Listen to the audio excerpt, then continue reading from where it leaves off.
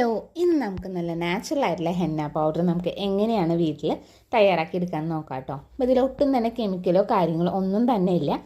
അപ്പോൾ ഇത് തയ്യാറാക്കാനായിട്ട് നമുക്ക് ആദ്യം തന്നെ വേണ്ടത് കുറച്ചധികം മൈലാഞ്ചി ഇല, പിന്നെ ആര്യവേപ്പിലയും അതേപോലെ തന്നെ കറിവേപ്പില കേട്ടോ. ഇനി നന്നായിട്ട് ഇത് കഴുകി വൃത്തിയാക്കിയതിന് ശേഷം നമുക്കിത് നല്ല രീതിക്ക് തന്നെ ഒന്ന് ഉണക്കിയെടുക്കാം കേട്ടോ.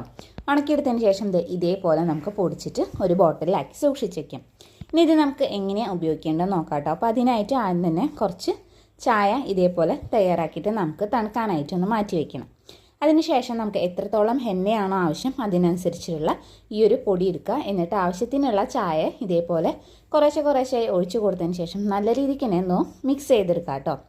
ഇനി നമുക്ക് നമ്മുടെ മുടിയിൽ എന്തെങ്കിലും ജടയോ കാര്യങ്ങളോ ഉണ്ടെങ്കിൽ അതൊക്കെ ഒന്ന് കളയാം.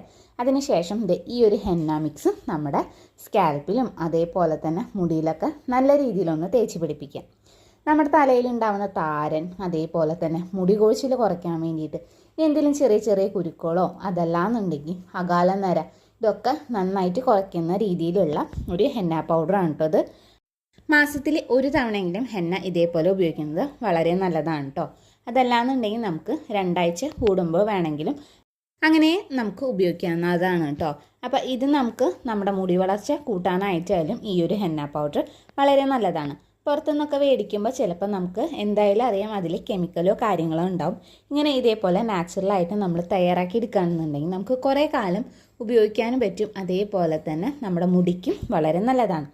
ഇനി സ്കാൽപ്പിലും മുടിയിലും ഇതേപോലൊക്കെ ഒന്ന് തേച്ച് കൊടുത്തതിന് ശേഷം നമുക്ക് മുടി ഒന്ന് കെട്ടി വെക്കാം കേട്ടോ. അപ്പോൾ ഏകദേശം 1 മണിക്കൂർ 1.5 മണിക്കൂറൊക്കെ നമുക്ക് വെക്കാം. ഇനി നീരിറക്കത്തിൻ്റെ പ്രശ്നമൊക്കെ ഉള്ളവരാണെന്നുണ്ടെങ്കിൽ അതിനനുസരിച്ചിട്ട് വെക്കാവുന്നതാണ്. ഇനി നമുക്കിത് കഴുകിയതിന് ശേഷമുള്ള റിസൾട്ടാണ് കേട്ടോ. ഇത് നന്നായിട്ട് നല്ല അടിപൊളിയായിട്ട് നമ്മുടെ മുടി കെടുക്കുന്നുണ്ട് കേട്ടോ. കണ്ടില്ലേ, എല്ലാതും ഇതേപോലെ വിട്ടിട്ട് തന്നെയായിട്ട് കെടുക്കുന്നത്. അപ്പോൾ ഇത് നമുക്ക് വേണമെന്നുണ്ടെങ്കിൽ ഒരു ഫംഗ്ഷന് പോകുന്ന തലേ ദിവസമൊക്കെ ചെയ്ത് കൊടുക്കുകയാണെങ്കിൽ നല്ല രസം ഉണ്ടാവും കേട്ടോ. നമ്മുടെ മുടി കാണാനായിട്ടും അതേപോലെ തന്നെ മുടി വളർച്ചയ്ക്ക് നല്ലതാണ് കേട്ടോ. അപ്പോൾ ഡീറ്റെയിൽ ആയിട്ടുള്ള വീഡിയോ ഞാൻ ചാനലിൽ അപ്ലോഡ് ചെയ്തിട്ടുണ്ട്. കാണാത്തവരാണെങ്കിൽ അതൊന്ന് കണ്ടു നോക്കി നോക്കാം. നിങ്ങൾക്ക് ഈ ഒരു വീഡിയോ ഇഷ്ടമായി യൂസ്ഫുൾ ആണെന്ന് തോന്നുകയാണെന്നുണ്ടെങ്കിൽ ചാനലൊന്ന് സബ്സ്ക്രൈബ് ചെയ്ത് സപ്പോർട്ട് ചെയ്യാനായിട്ടും മറക്കരുത്. അതേപോലെ തന്നെ ഇത് ഉപയോഗിച്ചതിൻ്റെ ഫീഡ്ബാക്ക് ഇതിന് താഴെയായിട്ട് ഒന്ന് കമൻറ്റും കൂടി ചെയ്യാം.